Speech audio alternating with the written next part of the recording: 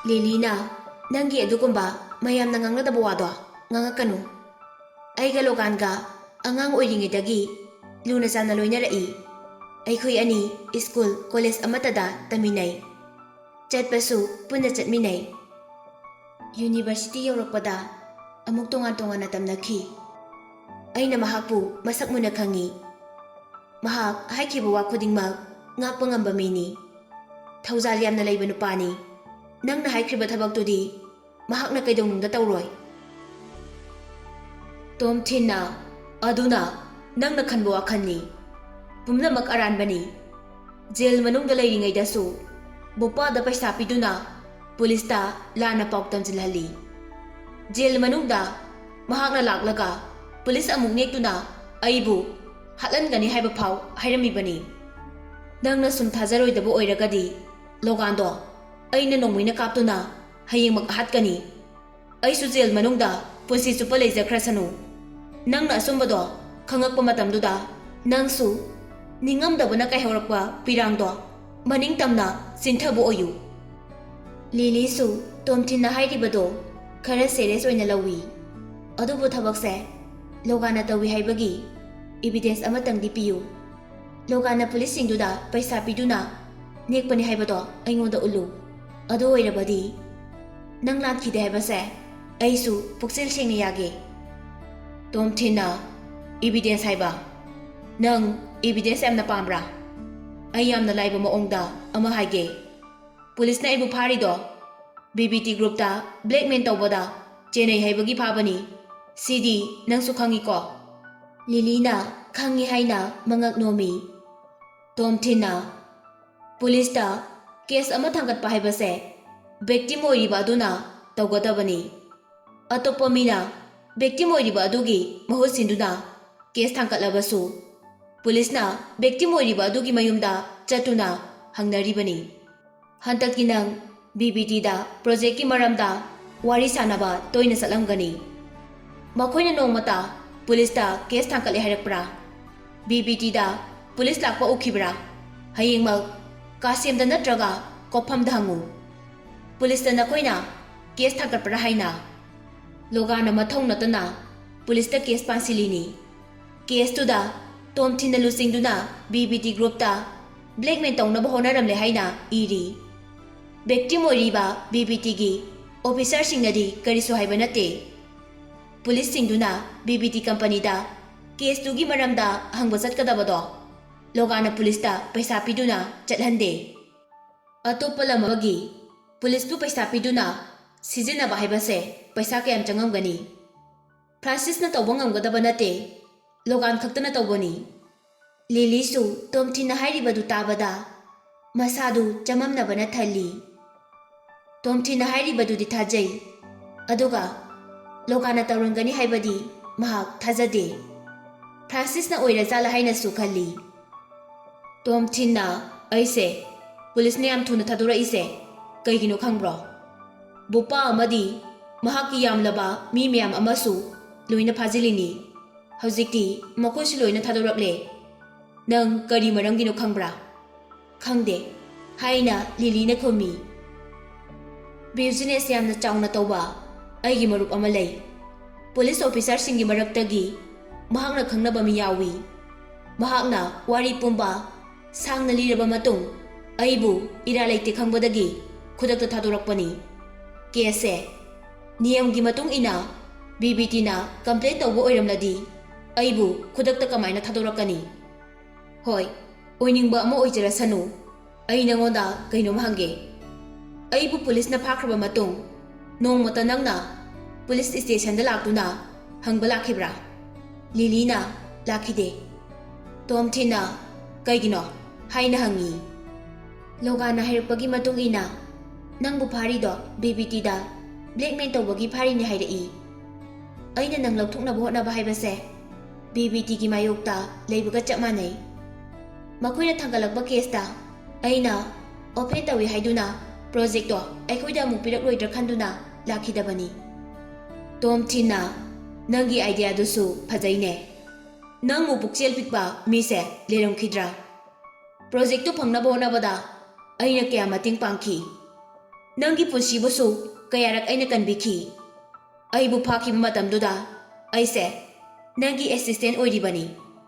Nanggi assistant amabu police na phakhiba matamda nangna leader ama oina karisu thawoidana lei.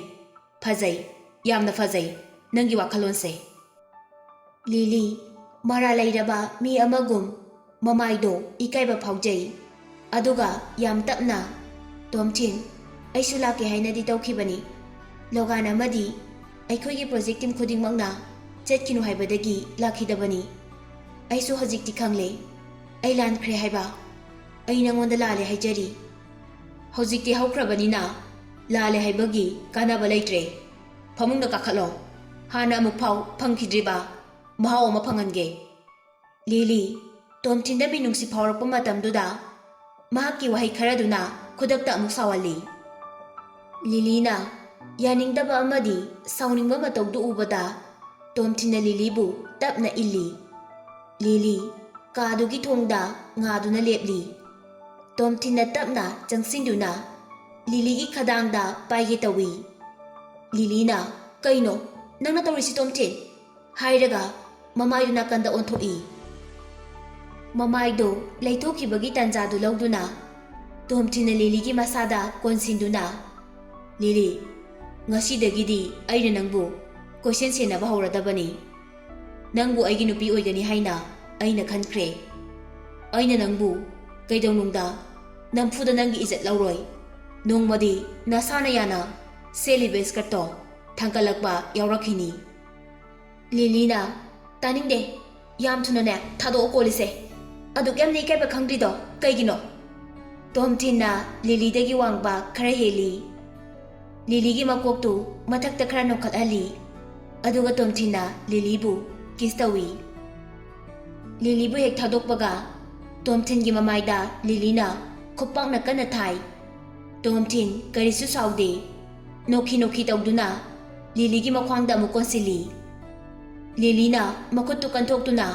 kadudagi thokige tawi Tomchinna Miss Lili kainomtaga haijahukige ai haujisu nangi assistant oiribani ko Lilina nangdi nahana thabaktagi lathokhrabani he nang wakhal muna khanbana fani ai bu thabaktagi hek lapthoknamlabadi BPT gi project to adum phangdre khango Lili mamaido amuk leithoraktuna nangi kari natik leidana ngamdoiba project to aina phangan khibani aina manghanbasu amuk ngami Lili nang nasana yadana aina ka suryap tawroi nang kiruno phata lausing haiba minusi leitaba logan ga igadi changdamnaba yaroi kari numitagi ai thabak lao haino Lilina khalakige mathangna kari plan amuk toroktuino hairamaga mahaki room leiba adomda chatkhre Tomchin thongjin mapanda leptuna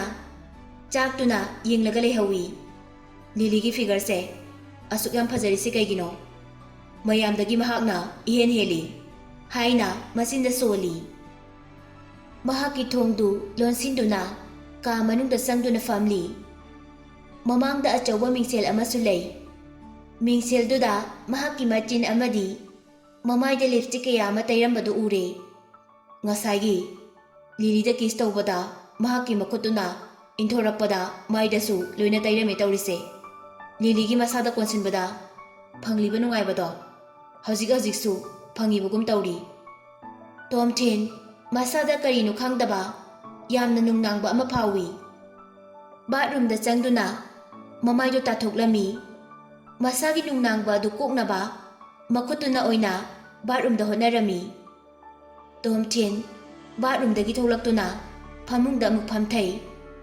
masadu sor sangna hontoktuna ha Lilina hayeng kasem natraga kofamda hangba thoklabadi mahaksu thabakse aina tawba nate haibadi khangani adubu kanana tawrino haibadudi khangba ngamoi lokana tawribani haibase mahakna sungta thajade sidagidi Liligi matung ko inaduna logan bo amuk chakhange Tomchin wakhal jaja khalaktuna tumthaba amuk yadre TV amuk thaduna yengli mahaki phone dusu charge tawsili ꯇꯣꯝꯊꯤꯟꯅ ꯖꯦꯜꯗ ꯂꯩꯔꯤꯉꯩꯗ ꯄꯨꯂꯤꯁꯅ ꯐꯣꯟꯗꯨ of ꯊꯝꯖꯤꯜꯂꯝꯃꯤ꯫ ꯃꯍꯥꯛꯅ switch on ꯍꯦꯛ ꯇꯧꯕꯒ Oliver ꯑꯃꯗꯤ ꯕꯦꯟꯖꯥꯃꯤꯟꯅ call ꯇꯧꯔꯛꯄꯒꯤ ꯆꯠꯈꯤꯗꯦ ꯍꯥꯏꯕꯒꯤ message ꯃꯌꯥꯝ ꯂꯥꯛꯏ꯫ ꯕꯦꯇ꯭ꯔꯤꯁꯨ 0% ꯂꯩꯔꯝꯃꯤ꯫ ꯃꯦꯁꯦꯖ ꯑꯃꯁꯨ ꯑꯃꯨꯛ ꯂꯥꯛꯏ꯫ ꯃꯦꯁꯦꯖꯇꯨꯗ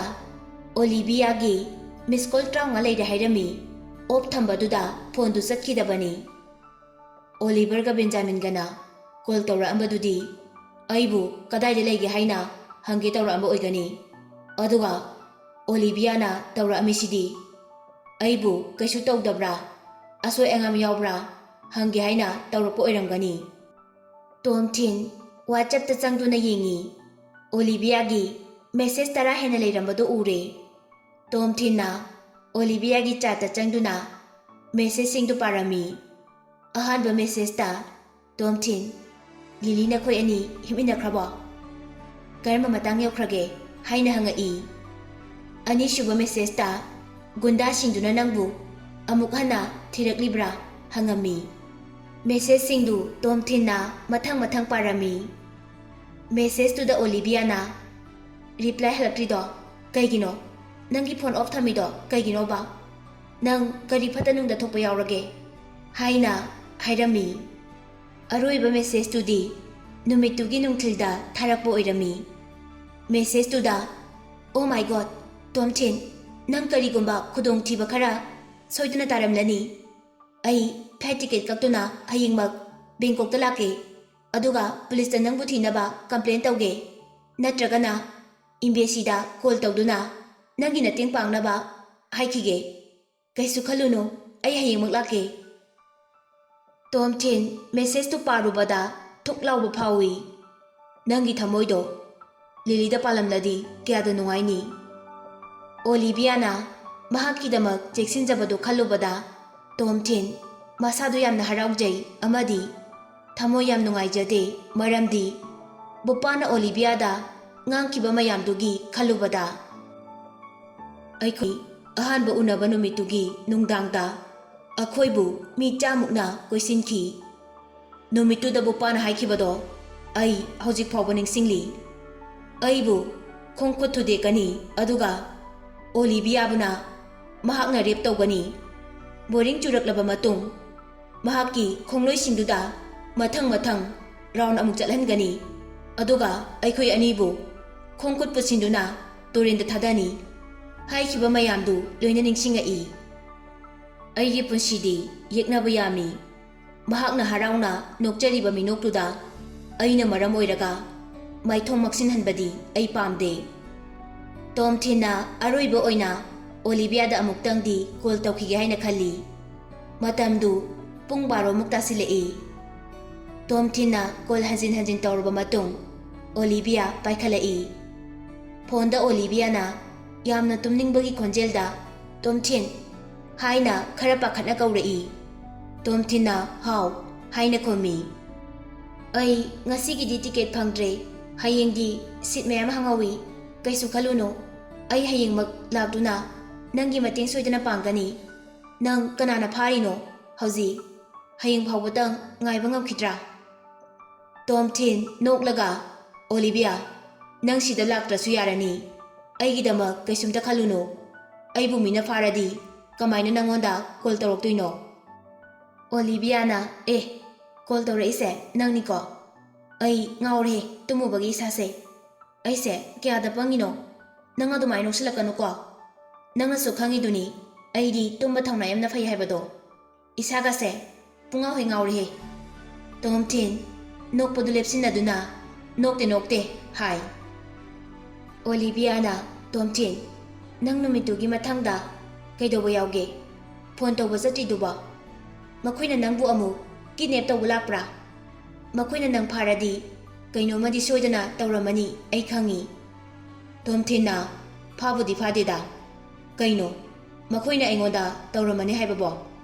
ꯑꯣꯂꯤꯚꯤꯌꯥꯅ ꯇꯞꯅ ꯑꯗꯨꯕꯨꯔꯣ, BLꯗꯣ ꯍꯥꯏꯕ ꯅꯨꯄꯥꯗꯨꯅ ꯇꯧꯔꯛꯄ꯭ꯔꯥ ꯍꯥꯏꯕꯅꯦ꯫ ꯇꯣꯝꯊꯤꯟꯁꯨ BL ꯍꯥꯏꯔꯤꯁꯦ ꯕꯣꯏꯁ ꯂꯞ ꯍꯥꯏꯔꯤꯅꯤ ꯍꯥꯏꯕꯁꯤ ꯈꯪꯉꯤ꯫ ꯇꯣꯝꯊꯤꯟꯅ ꯀꯩꯅꯣ ꯃꯁꯤꯒꯤ ꯅꯨꯄꯤꯁꯤꯕꯣ ꯋꯥ ꯉꯥꯡꯕꯗ ꯃꯌꯥꯝꯒ ꯏꯃꯥꯟ ꯃꯥꯟꯅꯗꯦꯅꯦ ꯇꯁꯦꯡꯅ ꯀꯔꯤꯝꯇ ꯈꯟꯗꯕꯤꯗ ꯉꯥꯡꯉꯛꯏꯔꯥ ꯅꯠꯇ꯭ꯔꯒꯅ ꯁꯤꯒꯨꯝꯕ ꯊꯕꯛꯁꯦ ꯍꯥꯟꯅ ꯇꯧꯕ ꯌꯥꯕ ꯇꯧꯔꯝꯃꯒ ꯍꯧꯖꯤꯛꯅ ꯂꯦꯝꯕ ꯁꯥꯖꯟꯅꯔꯤꯔꯥ ꯑꯣꯂꯤꯕꯤꯌꯥꯅ ꯀꯩꯗꯧꯔꯒꯦ ꯇꯨꯃꯤꯟꯅ ꯂꯩꯔꯗꯤ ꯑꯩꯅ ꯍꯥꯏꯕꯗꯣ ꯇꯧꯈꯤꯕ꯭ꯔꯥ ꯍꯥꯏꯕꯅꯦ ꯇꯣꯝꯊꯤꯟꯅ ꯇꯥꯅꯤꯡꯗꯦꯍꯦ ꯀꯔꯤꯅꯣ ꯅꯪꯅ ꯑꯗꯨꯒꯨꯝꯕ ꯍꯪꯒꯣꯏꯕ ꯋꯥꯗꯣ ꯑꯩꯉꯣꯟꯗ ꯉꯥꯡꯂꯤꯗꯨꯕꯣ ꯃꯈꯣꯏꯅ ꯑꯩꯕꯨ ꯃꯈꯥ ꯇꯥꯅ ꯐꯥꯕ ꯂꯥꯛꯑꯔꯣꯏ ꯃꯈꯣꯏꯒꯤ ꯕꯣꯁꯇꯣ ꯍꯧꯖꯤꯛꯇꯤ ꯑꯩꯕꯨ ꯌꯥꯝꯅ ꯀꯤꯈ꯭ꯔꯦ ꯑꯩꯉꯣꯟꯗ ꯃꯀꯣꯛ ꯅꯣꯟꯗꯨꯅ ꯃꯁꯥꯒꯤ ꯃꯔꯥꯟ ꯐꯥꯎꯕ ꯌꯥꯖꯈ꯭ꯔꯦ ꯑꯁꯦꯡꯕꯩꯔꯣ ꯍꯥꯏꯁꯤꯕꯣ